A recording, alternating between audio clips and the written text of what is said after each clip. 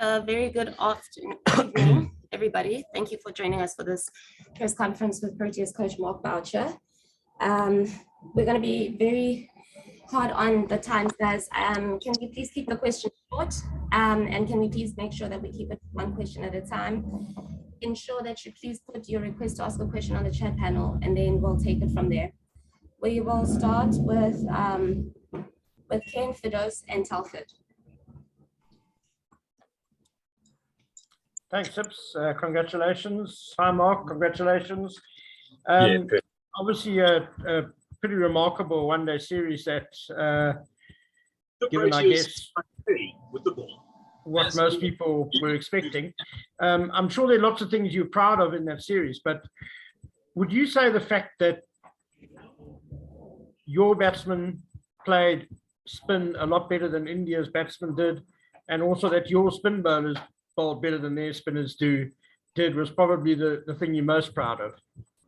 Sorry, before Bouch answers the question, Ayanda, please ensure that your monitor remains muted.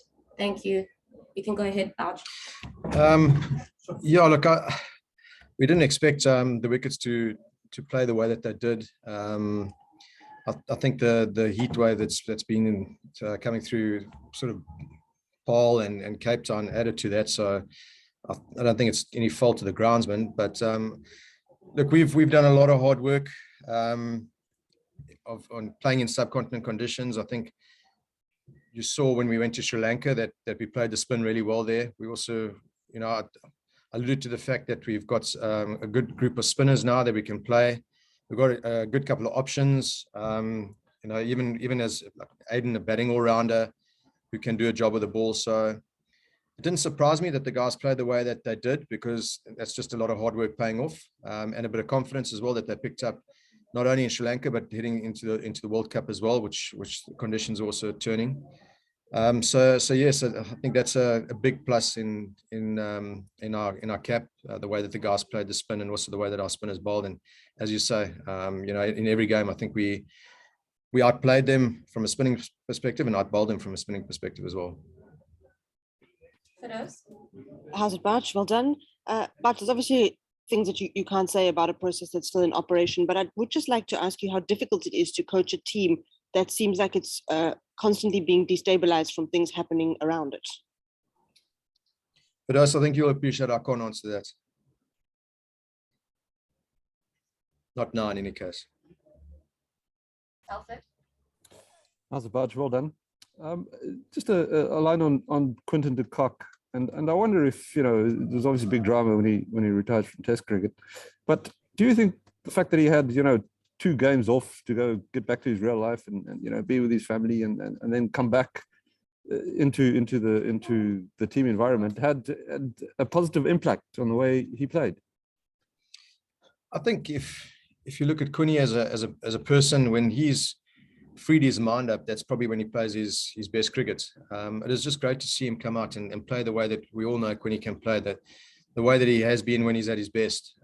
He's got that sort of freedom about his game. Look, you can't have all 6 of your batters playing like that, but you can certainly have 1 or 2 who can go out there and play with that freedom, that on their day, if they score 100, more often than not, they're going to win you a game.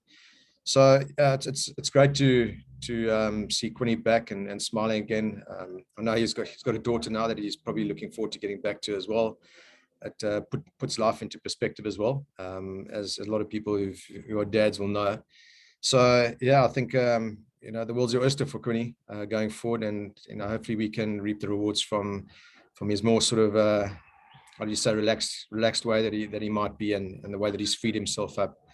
Now, unfortunately, retiring from Test cricket, but it certainly would have freed him up in the white ball stuff. Up next is Sanele Kila and then Zahir. Thank you so much, Sporazi. Coach, well done today. I just wanted to ask you, despite the fact that the series was already won, how satisfying is it for you as the coach to see your players going for that win and pushing for that win? And what does that say about this group of players to you? Look, we spoke about our journey and not worrying about the series the day before yesterday. and we wanted to win 3-0. We've been through the hard times, and I think that once you've been through the hard times, do you appreciate the good times. So we will appreciate this, but our feet will be firmly on the ground. This is just the journey of this team so far. We've got a captain in Thames who really is demanding on results, which is good. Today, to be brutally honest, I thought we probably let it slip with a bat. We maybe got a bit of a speed wobble, try to go too hard too early, and we were found wanting probably about 25 runs short of what we wanted to be. Then when we sort of had the game won with the ball, we maybe took our foot off the gas. So, it's nice to learn these lessons while you're still winning. It was a tight game. On another day, we probably wouldn't have been given the opportunity to get back into the game. But the team will take a lot of confidence. When things are not going for you, you tend to lose games like that. When it's going for you, and you've got the confidence behind you, winning games like that is really special. So, although we weren't at our best, I don't think throughout the whole series, we played a lot of good cricket in between. To win 3-0 is really special, and it shows signs of good things to come for this team. Thanks, Buckles. Hi, Mark.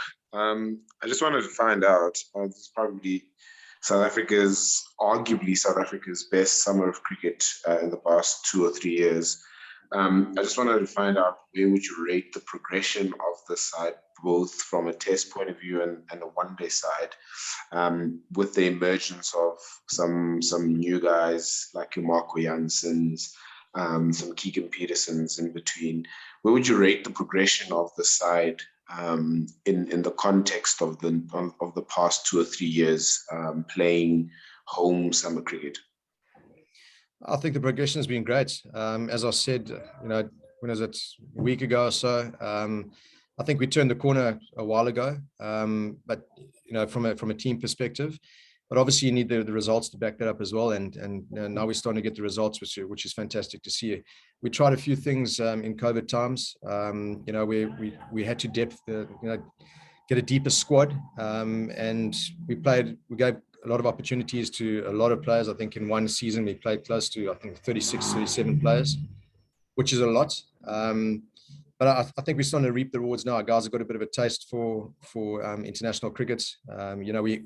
We get injuries, and a guy like Anna is sitting out. Then we made a call to rest KG, and the guys are coming through, which is good. And we're beating top quality teams with maybe not even having a look in at our sort of frontline players. So it's all falling into place, which is nice. And as I said, the guys will take a lot of confidence from all the positive results.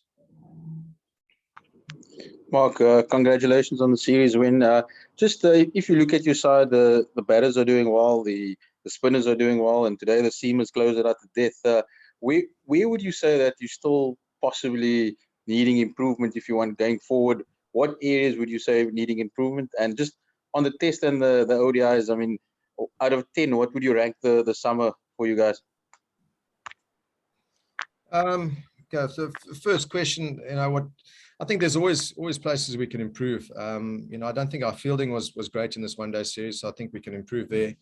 I like the look of this batting team. I like the balance as well.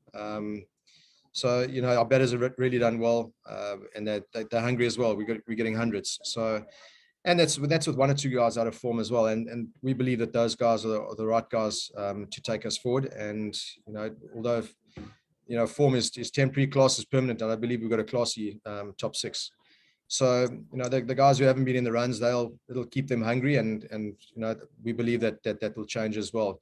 Now, all rounders, we've got a couple that we can look at now, which is always good to see them putting in solid performances.